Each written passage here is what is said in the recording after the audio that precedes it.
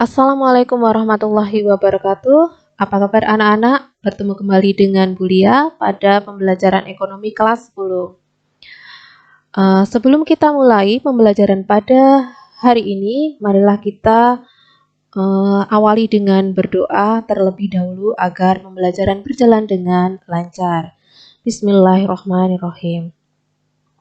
Anak-anak, pembahasan pada pertemuan kali ini adalah tentang ilmu ekonomi syariah.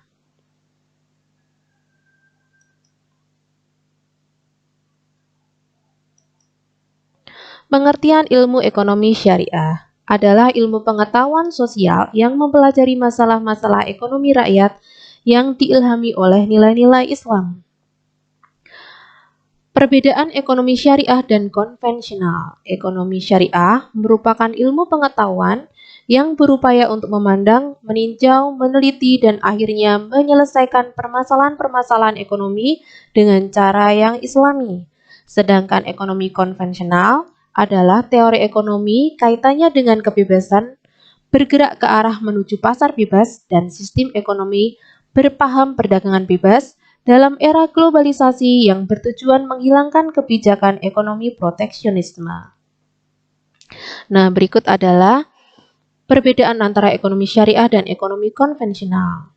Tujuan ekonomi syariah adalah mencapai falah, kemenangan di dunia dan di akhirat.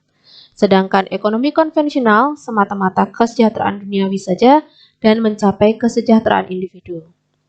Sumber utama dari ekonomi syariah adalah Al-Quran, sedangkan ekonomi konvensional adalah berdasarkan pada hal-hal yang bersifat positivity, yakni pemikiran-pemikiran positif. Kepemilikan berdasarkan ekonomi syariah berpandangan bahwa sumber kekayaan yang kita miliki adalah titipan Allah Subhanahu wa Ta'ala. Sedangkan ekonomi konvensional, setiap pribadi dibebaskan untuk memiliki semua kekayaan yang diperolehnya. Keuntungan berdasarkan ekonomi syariah adalah menggunakan sistem bagi hasil. Sedangkan ekonomi konvensional adalah dengan bunga. Pada ekonomi syariah, manusia adalah sebagai makhluk sosial namun juga religius. Sedangkan ekonomi konvensional hanya sebagai makhluk sosial saja. Pada ekonomi syariah, menangani masalah dengan menentukan prioritas. Pilihan alternatif kebutuhan dituntun dengan nilai Islam. Sistem pertukaran dituntun oleh etika Islami. Sedangkan pada ekonomi konvensional, menangani masalah sesuai dengan keinginan individu.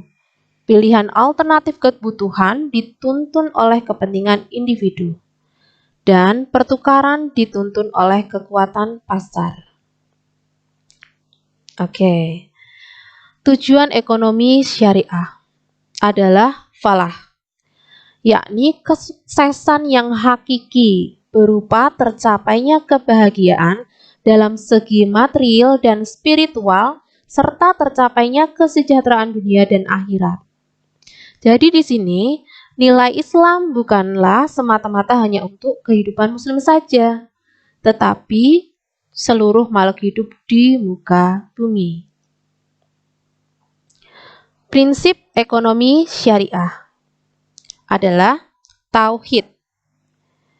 Yang pertama adalah tauhid atau keimanan, yakni segala sesuatu yang dilakukan oleh manusia merupakan sebuah wujud penghambaannya terhadap Allah Subhanahu wa Ta'ala.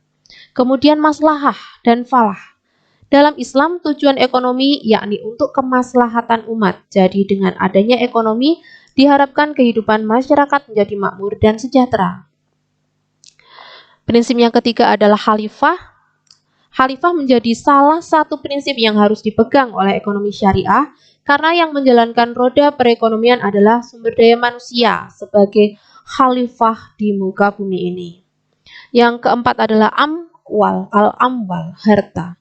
Dalam ekonomi syariah, kita mengenal dan memahami harta itu hanya sebagai titipan, bukan kepemilikan yang sebenarnya. Dalam Islam, harta yang kekal hanyalah milik Allah Subhanahu wa Ta'ala. 5 adalah adl. Dalam perekonomian Islam atau syariah, keadilan sangat ditekankan dan telah menjadi kewajiban di setiap aktivitasnya. Keadilan di sini diartikan sebagai perilaku di mana menempatkan sesuatu sesuai dengan tempatnya. Ukhuwah, persaudaraan.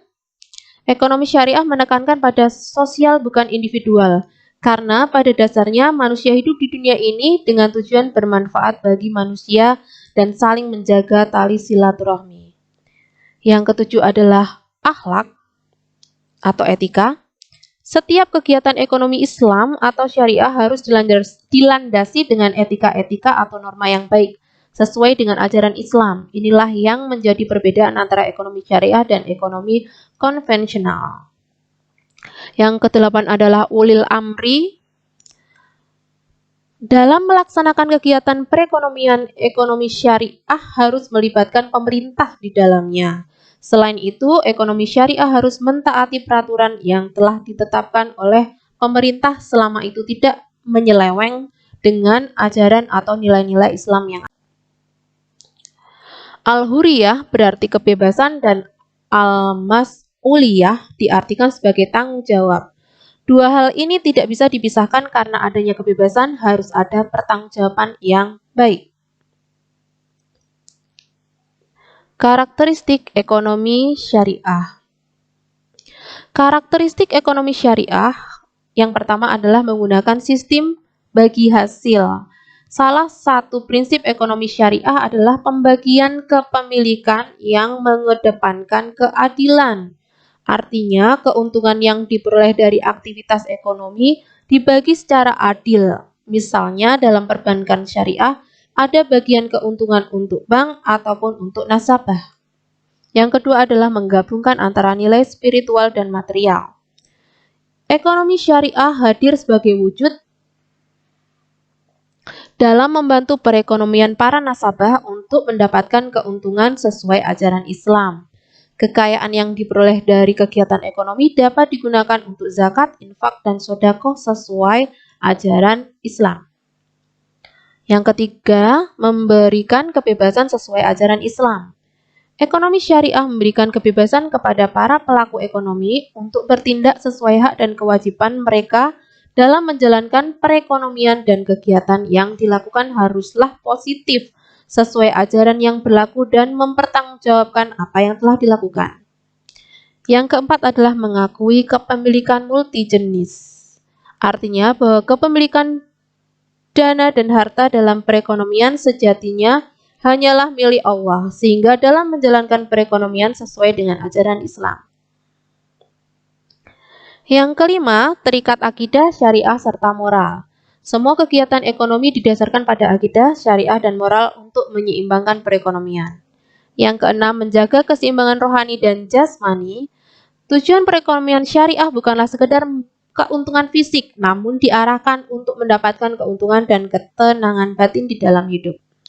Yang ketujuh, memberikan ruang pada negara dan pemerintah.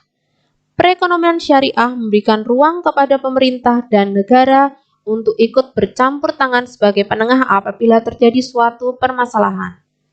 Yang kedelapan adalah melarang praktik riba.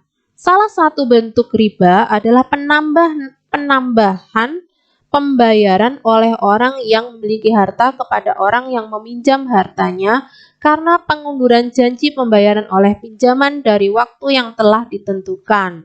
Dalam perekonomian syariah, praktik riba adalah hal yang terlarang.